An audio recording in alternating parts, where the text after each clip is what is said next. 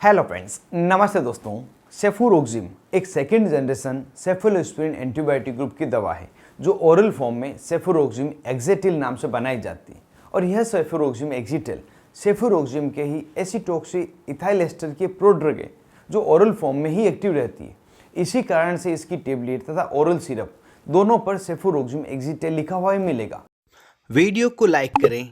ऐसे ही दवाओं से जुड़े वीडियो देखने के लिए चैनल को सब्सक्राइब करें और नोटिफिकेशन पाने के लिए बेल आइकन को दबाकर ऑल नोटिफिकेशन पर क्लिक करें। यह दवा किन किन बीमारियों में डॉक्टर द्वारा दी जाती है? तो जैसा कि यह दवा एक ग्राम पॉजिटिव तथा ग्राम नेगेटिव दोनों ही बैक्टीरिया से होने वाले इन्फेक्शन को ठीक करने के लिए दी जाने वाली एंटीबायोटिक दवा है, तो इसका प्रयोग अलग अलग तरह के बैक्टीरियल इन्फेक्शन को ठीक करने के लिए लिया जाता है, जिसमें अपर रेस्पिरेटरी ट्रैक्ट में होने वाला इन्फेक्शन तथा लोअर रेस्पिरेटरी ट्रैक्ट में होने वाला इन्फेक्शन दोनों प्रमुख है। अपर रेस्पिरेटरी ट्रैक्ट में जैसे गले में होने वाला इन्फेक्शन जिसे हम टॉन्सिलाइटिस तथा फेरेंजाइटिस कहते हैं। यह एक प्रकार की स्थिति है जिसमें गले में बैक्टीरियल इन्फेक्शन होने के कारण गले के अंदर की तरफ सूजन आ जाती है, रेडनेस हो जाती है, तेज दर्द होता है, व्यक्ति कुछ निगल नहीं पाता और ज़्यादा स्थिति सीवियर होने पर मरीज को बुखार भी आ जाता है। अगली स्थिति है मैक्सिला साइनोसिटिस, जो बैक्टीरिया, वायरस, फंगल इन्फेक्शन सभी के कारण होता है, लेकिन जब ये बैक्टीरियल इन्फेक्शन के कारण होता है तो उस समय यह सेफुरोक्सिम टेबलेट प्रयोग ली जाती है। और यह इन्फेक्शन होने पर व्यक्ति में सिर में दर्द होना, नाक के आसपास तेज दर्द होना, नाक में से पानी बहना, ज़्यादा समस्या होने पर बुखार आ जाना, दांत तथा मसूड़ों में दर्द होना, खिंचाव होना, यह सभी स्थिति होती है। अगला इन्फेक्शन है ब्रोंकाइटिस। इसमें हमारे श्वास नली में सूजन आ जाती है। यह बैक्टीरियल इन्फेक्शन के कारण होता है, जैसे कि व्यक्ति को श्वास लेने में समस्या होती है, खांसी चलती है, तब भी यह दवा दी जाती है। इसके अलावा लोअर रेस्पिरेटरी ट्रैक्ट इन्फेक्शन में लंग्स में होने वाला इन्फेक्शन है, अगर लंग्स में भी बैक्टीरियल इन्फेक्शन हुआ है उसमें यह टेबलेट दी जाती है, जिसमें प्रमुखतया होता है न्यूमोनिया।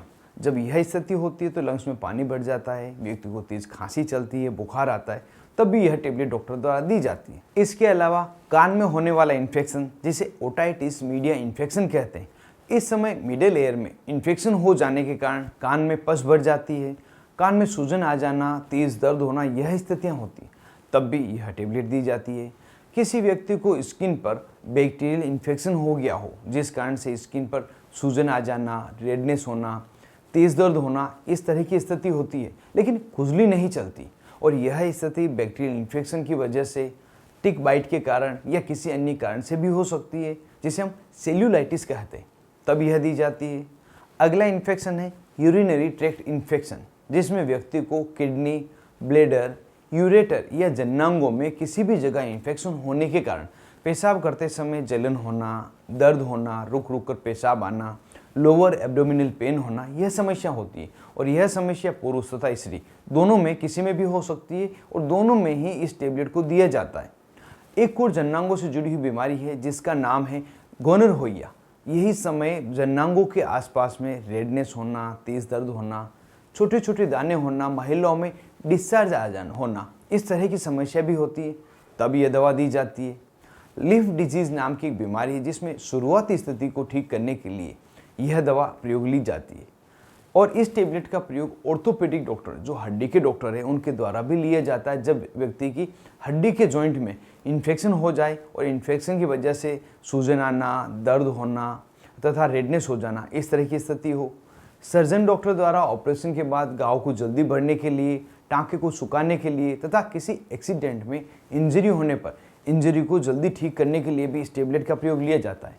इस टेबलेट को प्रयोग लेते समय एक बात विशेष तौर से ध्यान रखनी होती है, वह यह है कि यह टेबलेट एक पावरफुल एंटीबायोटिक दवा है जो सिर्फ बैक्टीरिया द्वारा होने वाले इन्फेक्शन में ही फायदेमंद है।